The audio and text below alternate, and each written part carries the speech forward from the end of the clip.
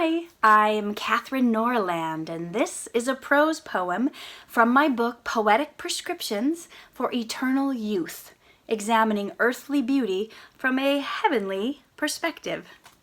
It's called House of Mirrors.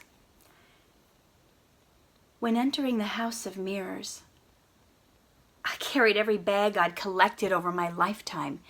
These bags were filled with every label, every name I'd been called, every remark ever said about who I am. It took countless trips to carry them all inside. There was no end. I couldn't fit through the door initially. And then it was only me to infinity. Every surface reflected me. I could see me from every angle. I looked curved, deformed, and mangled. It was shocking. I was startled to see the number of bags I was holding and how worn out I looked from lugging them around. I clutched them tighter. No sooner had I entered and saw the stark reality of who I was than I immediately got lost.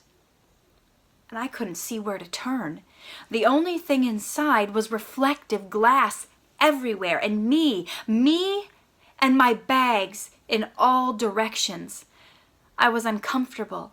I didn't want to confront the images, yet this ghostly luggage and those piercing stares begged introspection. But how could I look inside when my outside begged my attention? Whispers of jeers pushed themselves out of those bags I lugged. Cat calls at my psyche. You're not good enough, smart enough, thin enough, young enough, wafted from those open bags. I bolted up and I ran around while trying to close their mouths. From bag to bag, I did my best to seal them shut. I twisted, I clipped, I tied, I knotted. I went from bag to bag to bag, distressed from the haunting words of my past that, like a ball and chain, I chose to keep and carry. I collapsed on those piles of trash and fell out exhausted. Those long-buried contents escaped and began to suffocate me. I wanted to disappear. I leaped up and I looked for a passageway out. But there were no exit signs, no flashing lights to point the way, just concave mirrors showing flaws much bigger than they were. I couldn't find deliverance. Only different angles of imperfections.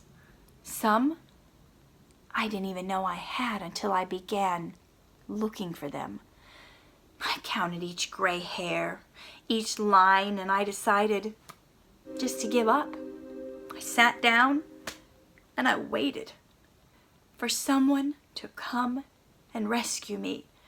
By now I was drunk, unable to stand from downing the bitter cup of comparison. I sat with my back to the largest image maker, but there was no hiding from myself. No matter where I turned, I was there. There was no escaping me. Those mirrors pleaded. I writhed in self-pity, unable to run from who I was. My wails were much larger and louder than I realized. My cry for help was answered. A vibrant woman had come through the door that I hadn't seen. I saw her, and then I saw her everywhere. Her glow of self-assurance infinitely repeated.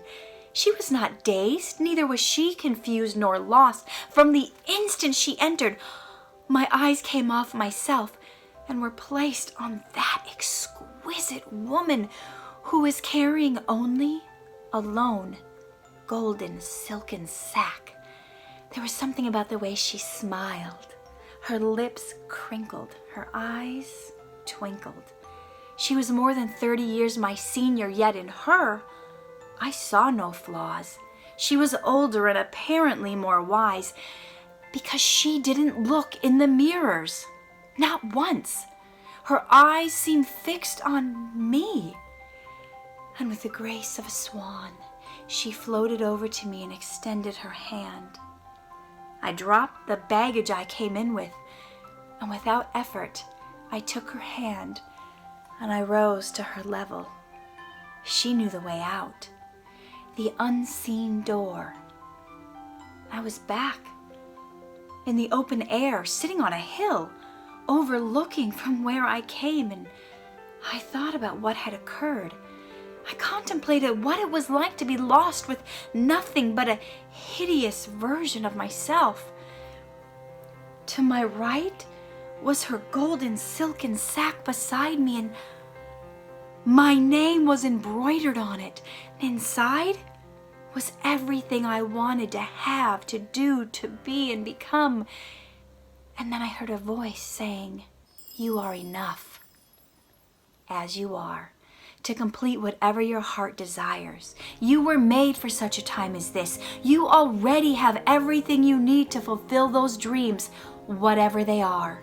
Anything you feel compelled to create in your life, you can.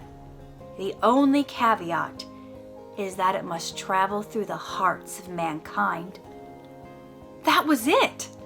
My answer came. Inside that house of mirrors was an optical illusion. It was not my true self, not what is really there, but a virtual image of what my brain thinks is there. Brains will reflect whatever they are programmed to think. What I speak about myself long enough becomes the dysmorphia I see.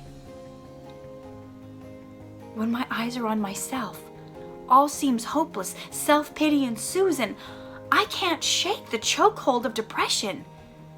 But the moment I took my eyes off of myself and put them on another, I realized this life was never about me alone.